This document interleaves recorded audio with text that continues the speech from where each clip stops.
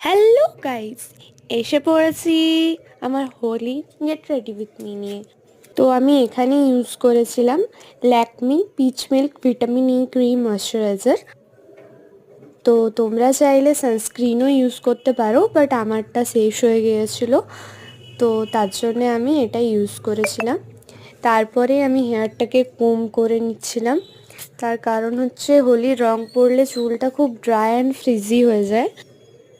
এখানে আমি মাসিকে বলছিলাম ভিডিওতে এসে হাই বলতে, মাসি বুঝতে পারছিল না।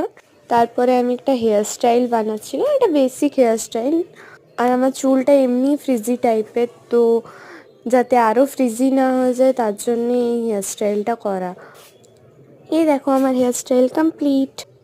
এরপরে আমি লাগিয়ে নিয়েছিলাম লিপ বাম, সেটা ছিল হচ্ছে ডট অ্যান্ড কির লিপ গ্লস ছিল অ্যাকচুয়ালি। আমার ঠোঁট এমনি খুব ড্রাই হয়ে যায়, কিন্তু এটা ইউজ করার পর থেকে অনেকটা প্রবলেমটা ঠিক আছে।